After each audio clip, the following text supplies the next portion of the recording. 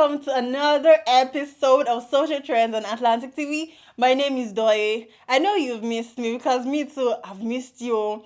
Okay, let's get started. So, breaking news has it that Mason Greenwood has been rumored to be relieved from all the charges leveled against him and will be joining the Man United squad after their preseason match against Liverpool.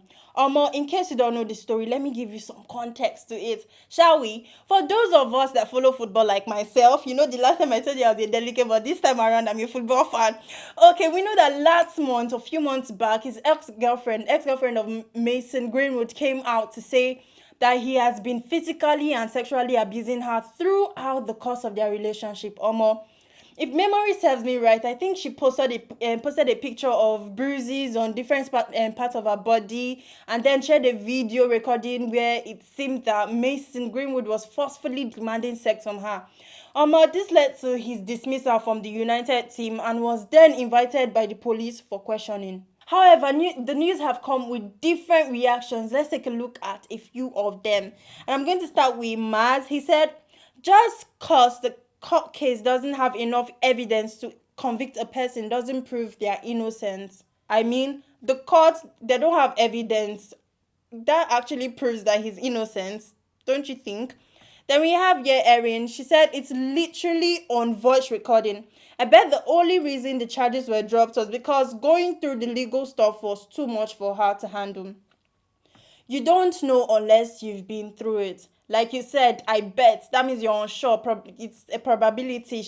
It might be because of your reason, what you just stated. She doesn't want to go through the legal stuff. It's too much for her to handle or not. Then moving on quickly, we have here Ian J. Bruce. He said, why is it always a different case when the man is the victim? Women will come blazing guns on how the woman is being framed or was pushed to the wall and was retaliating. But if it's a man, you demonize without even asking for proof. In short, I'm trying to say mature mentally. You get it? Okay. If you don't get it, forget about it. He's referring to, I don't know who he's referring to, but he's referring to you people that think that domestic abuse or physical abuse or whatever is just restricted, it's gender specific. It's not gender specific. So mature mentally, actually. Then moving on, the last tweet here, we have Samuel Amado. He said, no matter the evidence, innocence means you are free and no one should judge you. Welcome, bad lad. The red needs you. The red needs you.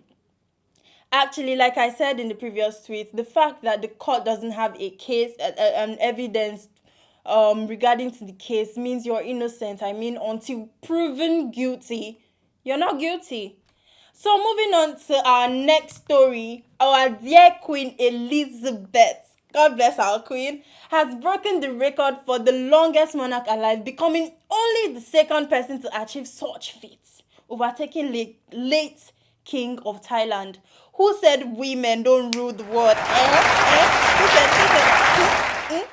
I'm sure that she should be in like Guinness Book of Record because this woman, she has lived long and she's still living long. We have some tweets here in response to the story.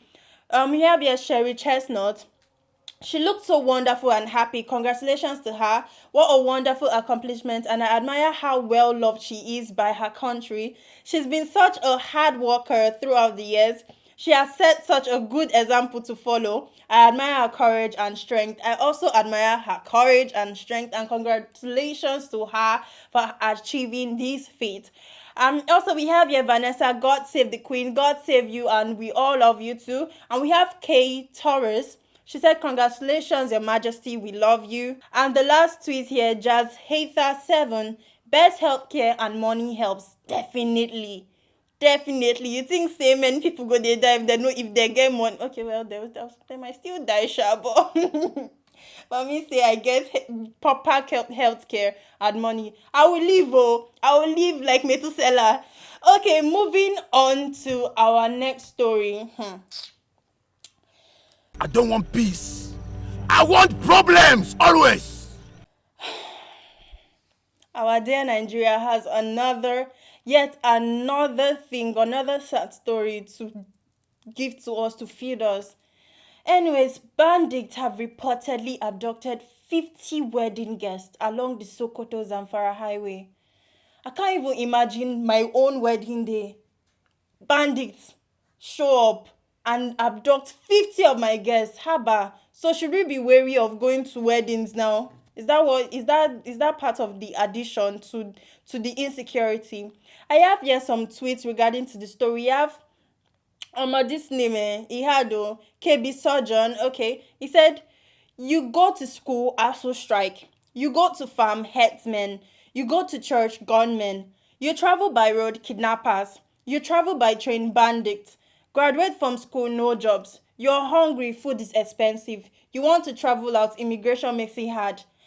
Get your PVC. See the way he just aligned all the trouble we face.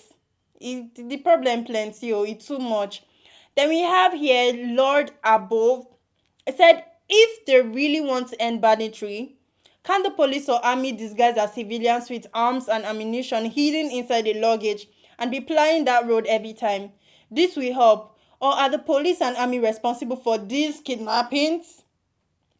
First and foremost, how do you think, imagine the way, if for those of us that have entered the Nigerian buses, you know how they pile up the luggages.